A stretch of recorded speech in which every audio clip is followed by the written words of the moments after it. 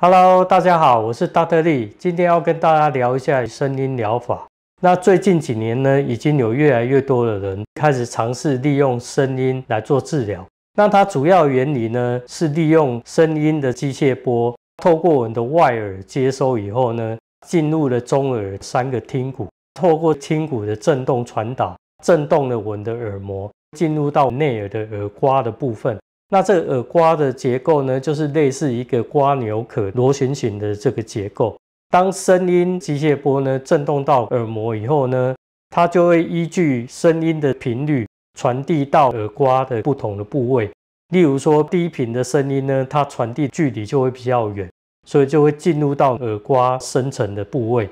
那如果是高频的声音呢，比较浅，进入到耳刮浅层的这个部位。那所以一般来讲呢，例如某一个人他对于低频的声音听不到，或是高频的声音听不到，那我们可以判断说，他的耳刮是哪里有受损。音波进入耳刮以后呢，它会在所谓的柯蒂氏器产生振动的讯号，柯蒂氏器就会把这个声音的机械波转换成神经的电脉冲，所以在这里就把机械波转换成电子的一个讯号。那透过柯蒂氏器的一个转换，把这个讯号呢，透过第8对脑神经进入到了我们的脑干，那后续就会传递到我们的大脑，大脑依据这个神经的脉冲转换成我们所理解的这个声音的讯号。那一般来讲，我们人类可以接收的音频大约是20赫兹到2万赫兹。狗或是猫的话，它们的听力比人类的听力灵敏，听力的范围大约介于20赫兹到5万赫兹。那如果是蝙蝠的话呢，可以接收大约到1亿赫兹超音波的范围。所以我们可以发现呢，不同种类的动物呢，它可以接受的讯号是完全不一样的。那另外来讲呢，我们可以透过2个耳朵所传递不同的讯号，以及我们外耳的这个结构去接收声音以后，依据这些讯号把它转换成3度立体空间的讯号。所以我们可以不用眼睛看，就知道说这个声音是从哪个方向传过来，甚至可以准确的知道空间的位置。一般如果说你的外耳受伤，例如说川普最近耳朵受伤以后呢，那他如果包了一个纱布在他的外耳，这样的外耳构造产生了一个变化的时候呢，根据之前的实验呢，会发现你对于接收3度空间的这个立体的讯号就会受到一些影响。如何利用声音达到治疗效果呢？那第一个原理就是所谓的白噪音原理。那在坊间有一些机器呢，它可以持续的发出特定频率的讯号。这时候呢，我们的大脑就会因为长期接受这个音频，产生一个同频效应。透过这个方式呢，带出大脑的阿尔法波，甚至所谓的西塔波。那阿尔法波就是我们大脑在冥想状态的时候的这个脑波。那它的波频大约是在8赫兹到12赫兹左右。那西塔波就是在我们要入睡、半梦半醒之间的这个脑波，频率大约是4到8赫兹。所以我们可以透过这个白噪音带出阿尔法波跟西塔波的一个状态。那另外也有所谓的褐色噪音 （brown noise）， 跟白噪音很像，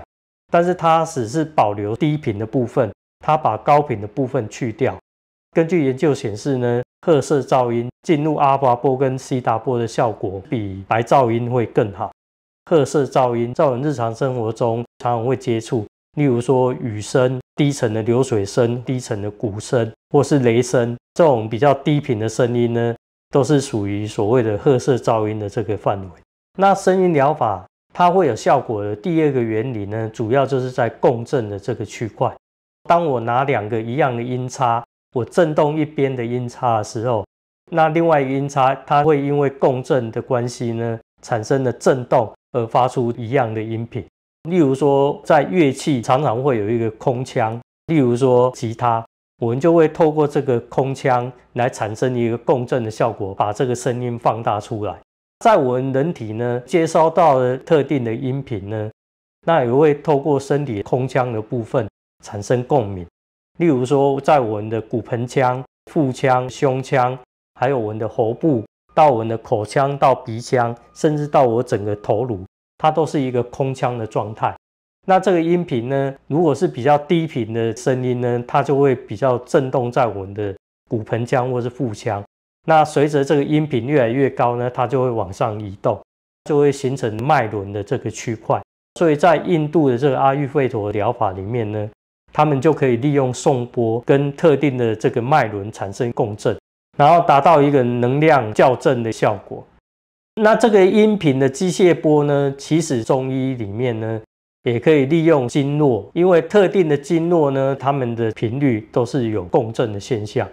透过这个特点呢，我们就知道呢，12经络里面它可以接收特定的一个音频，那在我们的经络产生共振的效果。这样的方式也可以达到能量传导的效果。